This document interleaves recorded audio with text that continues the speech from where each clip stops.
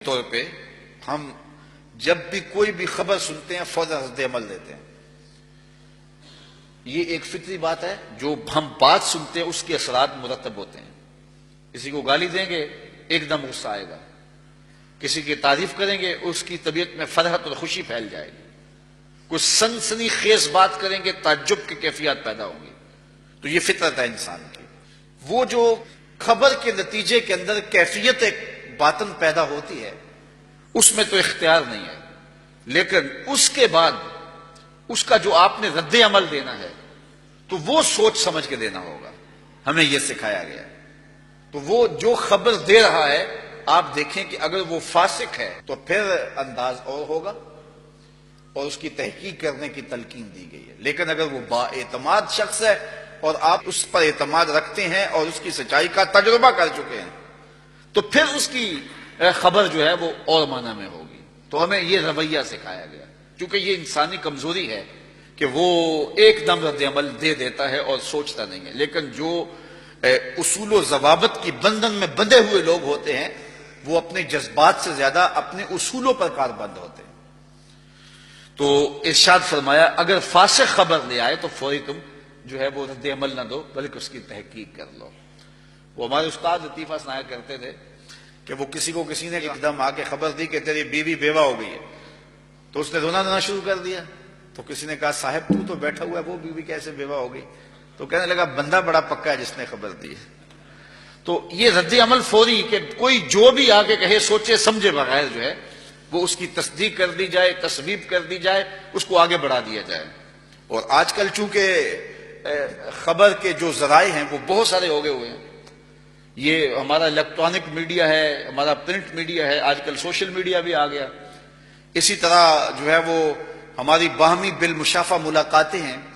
تو آج کل ایک بات ایک سیکنڈ کے اندر جو ہے وہ پوری دنیا میں پھیلا دی جاتی ہے اور پھر اس پر یقین بھی کر لیا جاتا ہے اور عجیب صورتحال جو ہے وہ پیدا ہو جاتی ہے.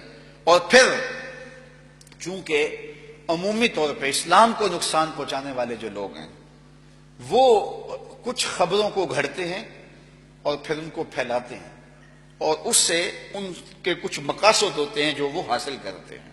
اگرچہ اس کی بعد میں تردید بھی ہو جائے لیکن تردید ہوتے ہوتے وقت لگتا ہے تو اس کے جو مطلوبہ اہداف ہیں اور نتائج ہیں وہ قوتیں حاصل کر دیتی ہیں. آپ اپنے پاکستان کو دیکھ لیں گے کہ خبر کے اندر خبریت اس کو سمجھا جاتا جس میں شر ہو اور جس میں پاکستان بدنام ہوتا ہو، جس سے خیر کے پہلو نکلتے ہوں، جس سے پاکستان کا امیج بہتر ہو رہا ہو تو آج وہ خبریں نہیں دی جاتی.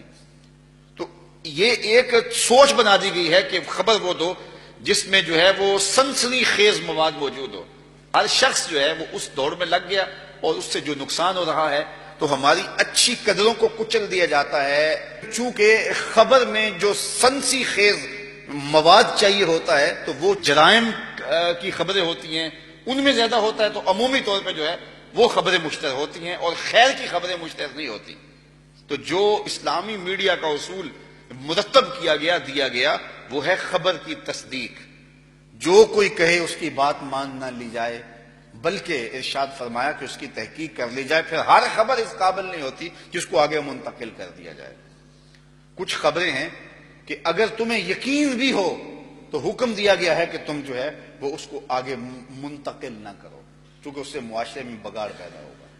کچھ چیزیں ہیں ان کو مخفی رکھنے کا حکم دیا گیا ہے اور کچھ چیزیں ہیں ان کو صرف عدالت تک لانے کا حکم دیا گیا ہے اور کچھ چیزیں ہیں جن کو عوام میں نشر کرنے کا حکم دیا گیا ہے. اور جب کوئی معاشرہ اس تقسیم کو نہیں سمجھتا تو وہ معاشرہ بطور معاشرت بربادی کی طرف چلا جاتا ہے. آج ہمارا معاشرہ عجیب تذبذب کا اور عجیب تفریق کا اور عجیب انتشار کا شکار ان وجوہات کی بنیاد پر. تو قرآن نے یہ اصول اصلاح معاشرہ کا دیا کہ اے ایمان والو جب تمہارے پاس کوئی فاسق خبر لے کر آئے فتبینوا تو اس کو خوب جانچ پرکھ لو